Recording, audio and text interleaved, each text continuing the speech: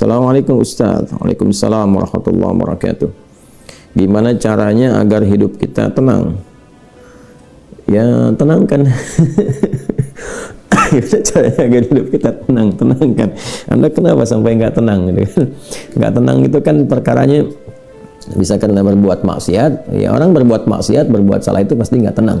Atau karena, mohon maaf ya, terlalu banyak terbawa oleh urusan dunia, sehingga kehidupannya dipaksa untuk mengerjakan berbagai aktivitas duniawi yang membuat dia terasa lebih sibuk, capek, lelah, sehingga tidak mendapatkan ketenangan yang dimaksudkan. Jadi kalau terlalu banyak ngejar dunia atau juga berbuat maksiat, maksiat dengan ngejar dunia itu berbeda. Ya, kalau maksiat itu sudah otomatis menyalahi ketentuan Allah. Nggak boleh mencuri, nggak boleh korupsi, nggak boleh berbohong. Makanya ketika melakukan, hatinya menolak. Karena di antara makna fitrah itu dan fungsinya adalah cenderung kepada kebaikan. Jadi ada fitrah dalam jiwa kita, di kolbu kita, itu disebut dengan fitrah takwa namanya.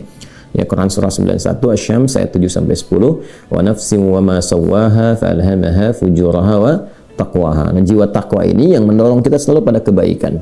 Ya, kejujuran, kesabaran, kemuliaan, dan menolak keburukan-keburukan. Karena itu kalau ada seseorang itu berkata yang tidak benar, dia berdusta, hati kecilnya pasti menolak. Itu nggak benar, ya. Ada orang mau mencuri, misalnya kan, atau korupsi, misalnya, itu terfikir berbuat yang nggak bagus, hatinya pasti menolak. Ada gejolak dalam dirinya. Nah, itu yang membuat dirinya nggak tenang. Nah, yang kedua, bukan maksiat, tapi terlalu banyak mengejar dunia, sehingga lupa dengan urusan akhirat, lupa dengan ibadah. Ya, dia bekerja formal, benar, dia nggak menyalahi aturan, dia nggak korupsi, tapi dia berangkat dari gelap, pulang gelap lagi, menempuh perjalanan, kerja lagi, kena kemacetan. Nah, itu potensial akumulasi ini menimbulkan kepenatan, kegelisahan, capek, lelah, sehingga muncul pencarian. Nah, itulah dunia. Walaupun saat dia mengerjakan itu, dia mengerjakan tidak dalam konteks bermaksiat, tapi karena terlampau lelah mengerjakan itu dan penat, nah, rohnya kan menuntut. Di tubuh kita kan ada 3 bagian, ya, ada fisik di bagian luar, kemudian ada akal, ya, di pikiran, yang ketiga itu ada hati, ada jiwa spiritual. Masing-masing harus mendapatkan porsinya. Ya, ini kalau bagian tubuh luarnya aja yang makan, fisiknya yang makan, mengonsumsi, tidur, istirahat, ya, kemudian akalnya nggak pernah dipakai, nggak pernah belajar, nggak pernah baca, nggak pernah apa, ini akalnya juga bisa protes, tumpul, nggak nyaman. Ya, sebaliknya juga, kalau dia misalnya ya makan, minum, kerja, aktivitas, olahraga, akalnya dipakai, dia baca dan sebagainya, tapi rohnya nggak pernah diberikan porsinya. Dia nggak pernah ibadah, nggak pernah sholat, nggak pernah baca Quran dan sebagainya. Maka ini yang generator kehidupannya, ini sumber ketenangannya, maka tetap akan gelisah. Karena itu ditemukan betapa orang pintar, ya kan, kerja keras dan sebagainya, tapi ya rohnya nggak terisi, banyak yang bunuh diri. Ya, di Jepang terjadi, itu kan. Atau bahkan setidaknya ada orang-orang kaya yang sudah hebat, pinter-pinter, ya di akhir hidupnya apa yang dia kerjakan? Ya cuma datang terapi, nanam kangkung, nanam cabai, gitu kan, datang ini untuk mencari ketenangan karena rohnya nggak terisi. Maka Islam, alhamdulillah, ya, agama yang sangat komplit, memberikan pencerahan sekaligus arahan dan pedoman dalam berkehidupan. Fisiknya dituntun, pikirannya juga dimotivasi untuk terus ditingkatkan, pintar sampai ke level yang tertinggi, dan rohnya diberikan porsinya untuk menunaikan ibadah sehingga mendapatkan asupan-asupan menu bagi rohnya. Makanya di kita kan ada sholat, ada puasa, gitu kan. Nah, kemudian ada baca Quran, itu untuk kebutuhan rohiyah kita, untuk memberikan ketenangan. Lalu fisik dipandu, bagaimana cara makan, bagaimana cara beraktivitas, dari mulai bangun tidur sampai tidur lagi kan diatur. Ya, lalu pikiran turun ayat-ayat untuk menjadikan pikiran itu terlatih kuat, kan, bahkan sampai ke level yang tinggi, jenius dan sebagainya. Turun ayat tentang Iqra, banyak baca, turun ayat tentang tadabbur, afala yanzuruna ilal ibili kaifa khuliqat afala yatadabbaruna al-Qur'an, turun ayat tentang riset, inna fi khalqis samawati wal ardi wa ikhtilafil laili wan nahari la ayatin li ulil albab, kan, dan seterusnya. Itu supaya semua terstimulus. Nah, jadi kalau ingin tenang, bagaimana cara hidupnya tenang? Seimbangkan 3 bagian tadi. Jadi pikiran kita dilatih supaya kuat, ya, supaya tajam dalam berpikir dan mengarahkan bagian tubuh kita untuk bertindak secara benar. Tubuh ini dilatih, ya, dengan berolahraga, makan yang benar. Ayat-ayatnya banyak sekali. Ya ayyuhan nasu kulu mimma fil ardi halalan thayyibah. Hai orang-orang, hai manusia semuanya, hai orang-orang, hai manusia, silahkan engkau makan sesuai dengan porsi kebutuhan dari yang halal, sumber yang halal, cari yang menyehatkan. Itu di Al-Baqarah 168. Nah, kalau sudah sehat, tubuhnya sehat, dipakai aktivitas, olahraga. Kan banyak hadis-hadis tentang olahraga itu. Alimu auladakum bisibahati warnimaya, kata Nabi, ajarkan anak-anakmu olahraga berenang, atau dengan melentar, atau dengan memanah, atau dengan berkuda. Itu contoh-contoh yang real di era Nabi yang kiranya bisa menyehatkan. Atau kita riset misalnya olahraga apa yang kira-kira menyehatkan, ya, yang senafas dengan tadi jenisnya. Jenisnya bisa berbeda setiap zamannya. Zaman Nabi nggak ditemukan misalnya olahraga futsal, basket, misalkan bola, apalagi jenis-jenis yang sekarang ada banyak atletik dan sebagainya. Tapi kan kita bisa meriset. Oh, ini renang ini apa saja nih manfaat-manfaatnya? Apa nanti olahraga sejenis yang kira-kira yang sama yang bisa dipraktekkan kekinian, atau olahraga yang berbeda tapi manfaatnya sama, melatih otot ini, menyehatkan yang ini, silahkan, walaupun jenisnya nggak sama di era Nabi. Era Nabi misalnya dengan memanah, era sekarang misalnya dengan olahraga menembak, gitu kan, sah-sah saja, silahkan. Yang penting konsentrasinya sama, walaupun dengan alat atau perangkat yang berbeda. Ya, nanti kalau ingin dilatih lagi dengan panahan ya nggak ada masalah. Jangan disimpulkan begini, kalau kalau panahan sunnah, kalau menembak misalnya bid'ah, nah itu sempit dalam berfikirnya. Ya, dan Nabi pun kan visioner. Di zaman Nabi mengatakan, ajarkan anak-anakmu berenang. Berenang di mana? Di padang pasir. Ya kan? Kan tidak mudah mendapatkan tempat renang, ya kan? Nah, tapi kita tarik ke sekarang kan itu visi yang panjang. Kalau di riset, berenang ini adalah olahraga yang menyehatkan otot ini, otot itu, untuk cedera, untuk saraf kejepit, untuk macam-macam misalnya. Nah, itu sesuatu yang bisa kita riset, lalu kita bisa keluarkan jenis-jenis baru yang mengambil dari manfaat itu. Itulah riset. Itulah riset. Nah, terkait dengan ketenangan ini, apa amalan pokoknya? Karena ketenangan bagian dari pikiran yang disupport oleh keadaan jiwa.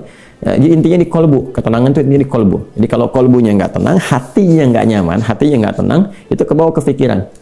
Makanya orang-orang kena penyakit hati, sekalipun dia sehat tubuhnya, ya, jenius otaknya, tapi kena penyakit hati. Dia kena penyakit iri. Ya, iri kan iri hati. Saya belum pernah dengar iri akal, iri pikiran, ya, atau iri mata, ya, iri kaki, iri tangan, nggak ada. Yang ada iri hati. Ya, dengki misalnya, ria, itu penyakit hati semua. Makanya orang dengki, orang hasad itu pasti hidupnya nggak tenang. Ya, orang berilmu, tapi dia kena penyakit hati, iri kepada orang berilmu yang lain, itu nggak tenang hidupnya. Ya kan? Orang kaya, tapi dia pendengki, kaya terhadap dirinya sendiri, ya, dan dia dengki dengan kekayaan orang lain, itu nggak akan tenang. Dia terus pikirin bagaimana melampaui orang itu, bagaimana supaya dia celaka dan sebagainya. Itu yang sangat berbahaya. Maka untuk menenangkan diri itu, amalan-amalannya tidak ada yang lain kecuali meningkatkan ibadah, meningkatkan amal soleh, meningkatkan ketaatan. Semua jenis amal soleh itu di Quran disebut dengan zikir. Dengan apa? Zikir. Salat misalnya namanya zikir di Quran. Disebutkan dengan zikir. Quran surah ke-20 Taha di ayat ke-14. Innani anallahu la ilaha illa ana fa'budni wa aqimis salata li dzikri. Sayalah Allah, kata Allah, tidak ada Tuhan yang layak dipertuhankan dan disembah kecuali saya. Ya, kemudian kata Allah, fa'budni, maka setelah engkau bertuhan kepada saya, kata Allah, sembahlah saya. Nah, ini kalimat yang paling jelas sekali, nggak ada ambigu, terang, menyebabkan kita memahami bahwa ini kebenaran risalah Islam dari aspek ketuhanan. Ya, silakan Anda komparasikan. Ya, saya sejauh ini saya mengkomparasikan, melihat, membandingkan, saya tidak menemukan kecuali di Islam yang di dalam kitab suci mengatakan langsung Tuhannya langsung, ya, yang berkata saya Allah, kata Allah itu kan, ya, tidak ada Tuhan selain saya. Itu tegas sekali. Ya, menyebutkan saya Allah, nggak ada Tuhan selain saya, sembah saya. Dan biasanya kalau ada kalimat atau informasi yang pede jelas disampaikan, itu menunjukkan kekuatan dan kebenaran. Kekuatan dan kebenaran, karena Allah dengan sendirinya, dia kan meyakinkan, ya, kita semua dengan menegaskan, sifatnya tegas. Dan karena memang ketuhanan itu hanya dimiliki oleh Tuhan yang benar. Nah, karena Tuhan yang benar itu mengatakan sayalah Tuhan, dengan pede mengatakan sayalah Allah, ya, nggak ada Tuhan selain saya. Nggak mungkin ada klaim demikian kecuali dari yang memang benar, yang memang pede mengatakan itu, ya, karena benar, karena hak di situ, ya. Dan kemudian fa'bud, disembahlah saya, ya, sembahlah saya. Dan kemudian dijelaskan menyembahnya bagaimana. Itulah indahnya dalam Islam, tauhidnya diatur, ya, tentang Tuhannya. Dan kalau Anda misalnya gini, saya logikakan sederhana, ya, orang-orang kan kalau nggak pakar, nggak punya kemampuan atau nggak sesuai dengan kualifikasi, nggak mungkin mengatakan itu kan. Ya, ada orang mengatakan misalnya saya adalah pesilat, mana yang mau bertarung misalnya kan, atau beruji tanding dengan saya. Kalau dia bukan pesilat, nggak mungkin dia bisa mengatakan itu.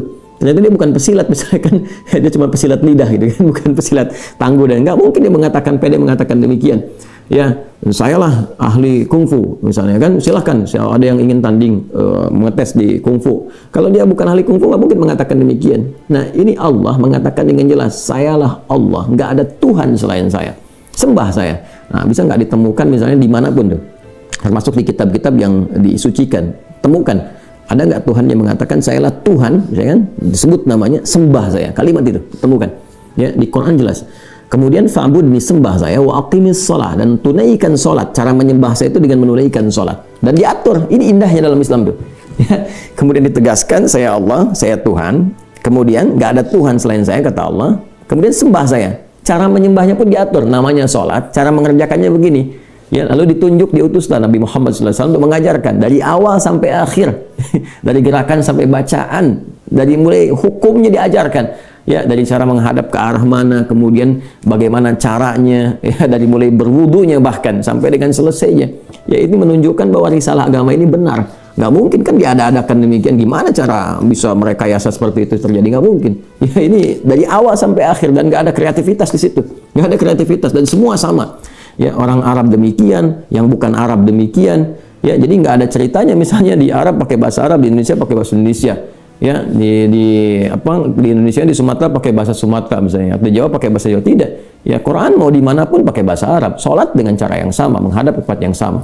Tapi terkait dengan pertanyaan ini, teruskan ayatnya, wa aqimis sholata lidzikri, tunaikan sholat kepadaku dengan sebagai zikir. Jadi sholat itu disebut dengan zikir, berdoa juga zikir.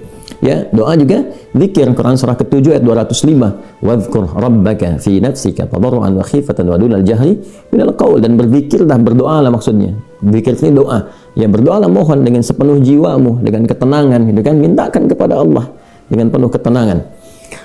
Dan mohon dengan kekhusyuan, mohon dengan penuh harap supaya dikabulkan. Nah, silakan cek, bukankah saat berdoa itu ada ketenangan? Anda punya masalah, alih-alih Anda curhat di media sosial, gitu kan? Nah, kemudian Anda arahkan untuk berdoa dengan cara yang benar. Anda ke kiblat, wudu, minta dengan khusyuk. Bukankah saat berdoa tenang? Ya kan? Bukankah saat sholat itu Anda lebih tenang? Ya kan? Bukankah saat Anda baca Quran lebih tenang? Nah, baca Quran itu disebut dengan zikir, karena Qurannya disebut zikir. Quran surah ke-15 ayat 9. Inna nahnu nazzalna dzikra wa inna lahu lahafidhun. Kami telah turunkan Al-Quran sebagai zikir. Nah, Anda itu kalau baca Quran kan lebih tenang. Apalagi kadang terjadi begini, sedang punya masalah, terus kita buka mushaf, random acak, tuh dibuka begini, tiba-tiba ayatnya sesuai dengan masalah kita. Gitu. Nah, baru baca aja udah tenang keadaan jiwanya. Ya, udah menyebut nama Allah, baru bismillahirrahmanirrahim, sudah tenang.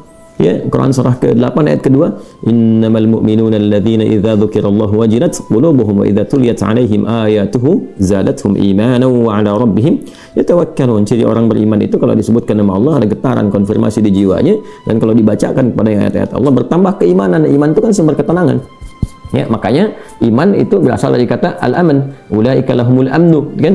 Ya, alladzina amanu wa lam yalbisu imanahum bidzulmin, ya ulaika lahumul amnu, orang-orang yang beriman itu kata Al-Qur'an, dan kalau imannya benar, maka akan mendapatkan ketenangan dalam jiwanya. Nah, ini kalau dibacakan Quran ada ketenangan dalam diri kita. Kita dengar orang lain baca Quran aja udah tenang, apalagi kita baca sendiri, kan? Apalagi misalnya zikir. Ya, zikir. Pasca salat kita berzikir, kan amalannya disebut zikir, itu membuat kita tenang. Subhanallah, alhamdulillah, Allahumma antas salam, istighfar. Quran surah ke-4 An-Nisa ayat 103. Fa idza qadaytumus salata fadhkurullaha qiyaman wa qu'udan wa 'ala junubikum. Kalau Anda telah tuntas mengerjakan salat, maka berzikirlah. Ya, subhanallah, alhamdulillah, Allahu akbar, Allahumma antas salam, ya dari astagfirullah dulu awalnya, kan? Nah, itu membuat diri kita lebih tenang, lebih nyaman. Nah, itu semua amalan tadi disebut dengan zikir. Karena itu disimpulkanlah di Quran surah ke-13 Ar-Ra'd di ayat ke-28 ketika Allah berfirman, ala bi dzikrillahi tatma'innul qulub. Yakinkan pada dirimu. Ala itu harfu taukid, bukan hanya ikhbar.